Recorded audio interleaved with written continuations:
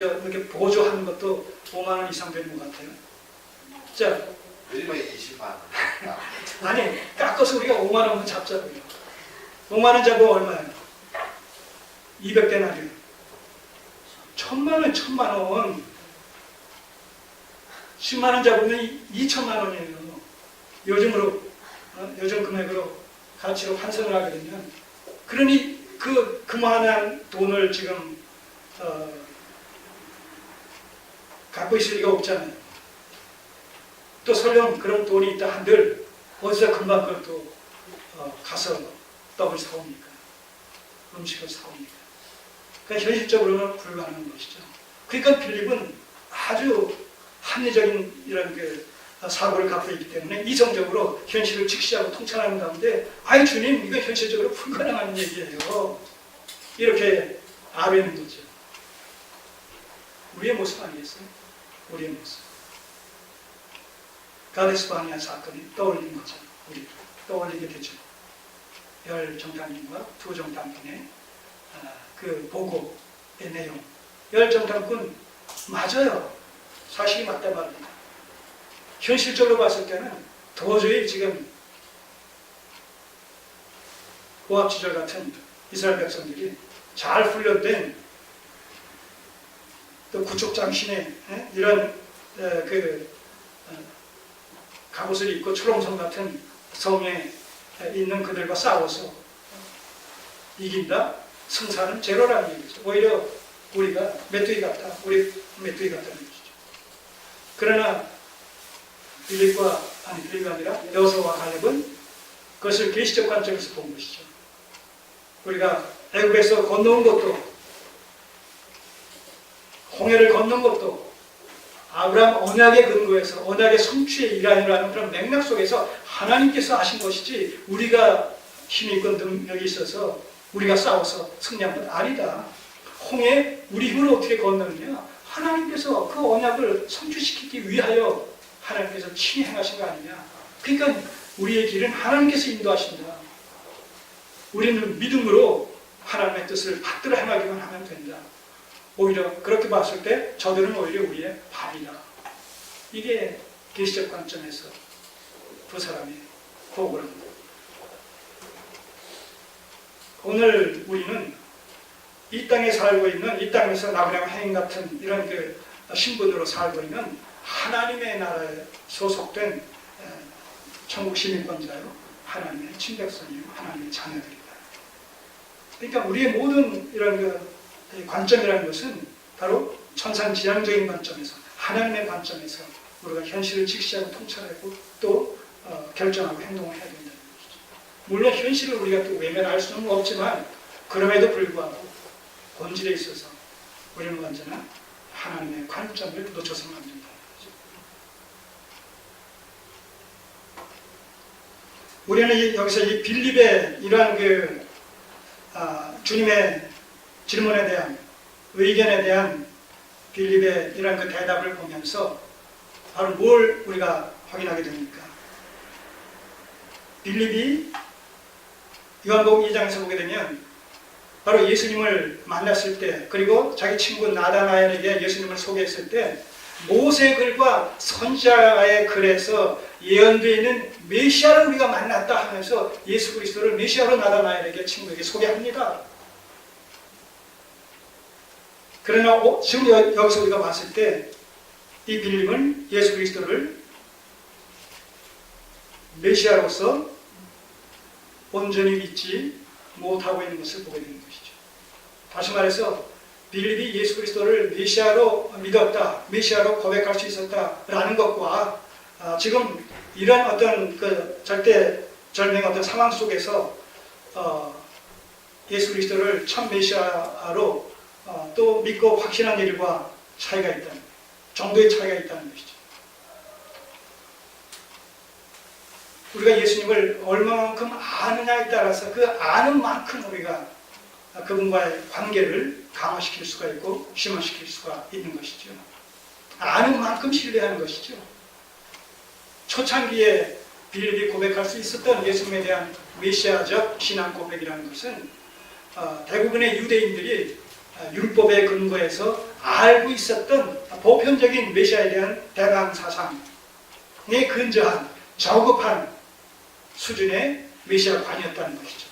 우리가 그걸 굳이 비교해 본다면, 그러니까 그동안에 그 이후에 예수님의 제자로서 따르면서 많은 이적 기사를 체험하지 않았습니까? 목도하지 않았습니까? 예수님의 메시아 되심에 대해서 많은 이런 그 지식을 또 경험을 얻었음에도 불구하고 여기서 우리가 예수님의 그 질문에 이런 식으로 이성적인 답변을 하는 것을 보고 현실적인 접근을 하는 것을 보면서 아직도 예수 그리스도께서 누구이신지를 이 빌립이 충분히 깊이 있게 전인적으로 깨닫고 있지는 못한 상태다라는 것을 우리가 여기서 보게 되는 것이죠.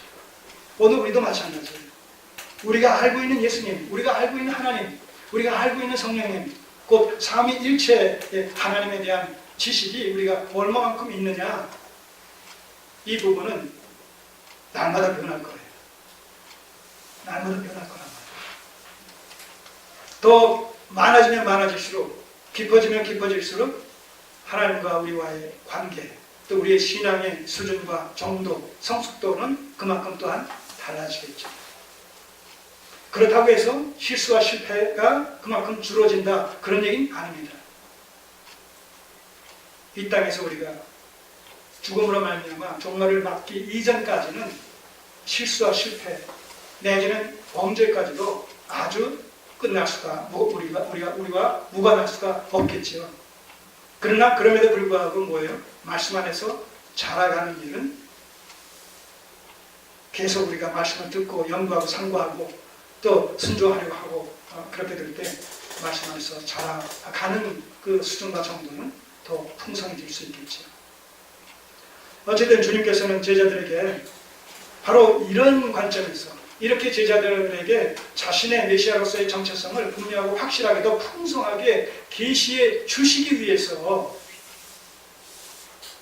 사실은 이 오병 여인 기적과 이 갈릴리 바다 위를 걸으신 이 이적 기사는 근본적으로는 바로 제자들을 위한 이적 기사예요. 제자들을 위한. 왜냐하면 나중에 우리가 이제 뒤에 살펴보게 되면 결국 따르던 수많은 무리들은 어떻게 돼요? 떠나버려요. 아버지께서 내게 주시지 않으면 나를 쫓을 수 없다라고 했을 때 저들은 이제 세상 임금으로 삼으려고 했는데 주께서 피하시는 이런 것을 보면서 너희들은 썩어질 음식을 찾지만 나는 썩지 아니할, 한번 먹으면 영원히 목마르지 않고 배고프지 아니할 그런 그 영생하는 생명이 내게 있다, 이렇게 얘기하면서, 그러나 하나님께서 내게 주시지 않으면 나를 따를 수 없다 라고 했을 때 대부분이 다 떠나가 버렸단 말입니다. 그리고 제자들만 남게 된 것이죠.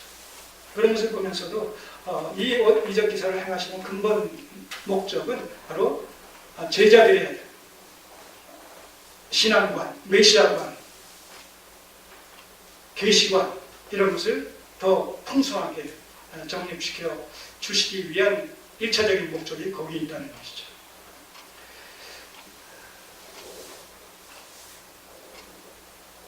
자, 그래서 이 빌립의 대답을 통해서 그의 예수님에 대한 메시아 관점이라든가 예수님에 대한 지식이 한계가 있다는 것을 여기서 우리가 확인할 수가 있죠. 자, 그런가 하면 우리 빌립의 모습을 여기서 살펴봤습니다만 8절 이하를 보면 제자 중 하나 곧 시몬 베드로의 형제 안드레, 시몬 베드로의 동생 안드레가 이제 급히 수소문을 한 끝에 한 어린아이가 자기 목을 이런 식사로 보리떡 5개와 물고기 2마리가 있는 것을 확인하고 그것을 가져와서 이제 잠깐만 어떻게 가져왔는지 모르겠어요.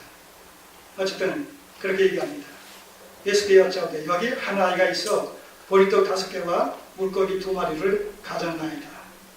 자, 그 다음 말씀을 보세요. 그러나 그것이 이 많은 사람들에게 얼마나 되겠습니까? 물고기 2마리, 보리떡 5개, 한 아이의 식사에 해당하는 이 분량을 가지고 여기 15,000명 내지 2만 명 되는 이 무리들의 허기를 어떻게 채워줄 수가 있겠습니까?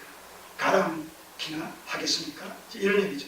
이 제자도 안 드려도 뭐예요? 부정적인 생각을 갖고 있는 것이죠.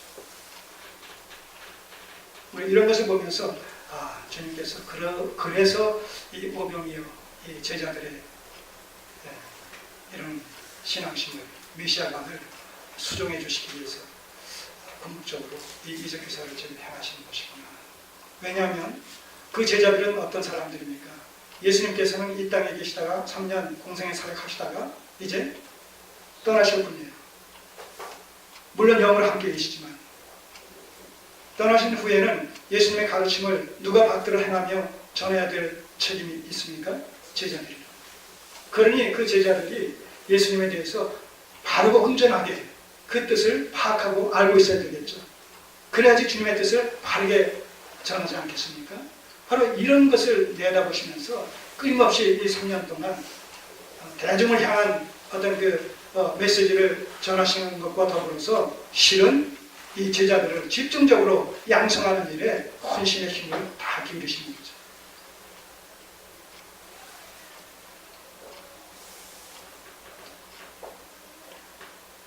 자, 이제 예수님께서 친히 선수 해결책을 강구하십니다. 자, 10절 예수께서 가라사대 이 사람들로 앉게 하라. 제자들 다른 복음서에 보게 되면 50명씩 100명씩 이렇게 무리지어서 사람들을 이제 질서정연하게 앉히는 이런 내용이 소개가 되어 있습니다. 앉히게 하라 하신데 그곳에 잔디가 많은지라 사람들이 앉으니 수요가 5천쯤 되더라. 남자만 5천, 누가복음 보게 되면 여자와 아이를 제외한 남자만 5천 이런 표현이 나옵니다. 그래서 이 남자만 5천명, 그래서 도합이 15,000 내지 20,000명 이렇게 수많은 무리가 이제 50명, 100명씩 그룹을 지어서 앉게 되는 거죠. 11절 예수께서 떡을 가져 축사하신 후에 앉은 사람들에게 나눠주시고 고기도 그렇게 저희의 원대로 주시리다. 오병이어를 가지고 축사하시고 제자들에게 줬겠죠? 제자들이 이제 무리들에게 주겠죠? 근데 주는 대로 계속 하는 거예요.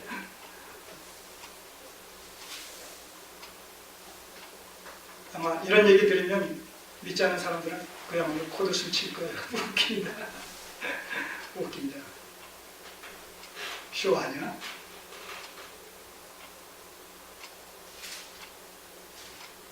문제가 여기 있는 거죠.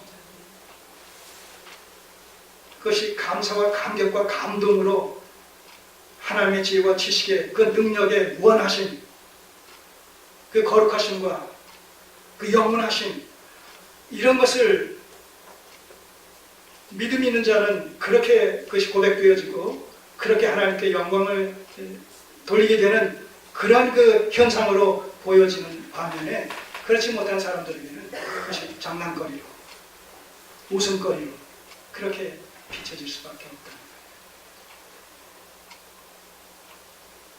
그래서 믿음은 참 기적 중에 기적 아니겠어요? 믿음으로 예수 그리스도를 하나님의 아들과 그리스도를 고백할 수 있다는 것은 이건 기적 중에 기적이다. 저는 그렇게 생각합니다.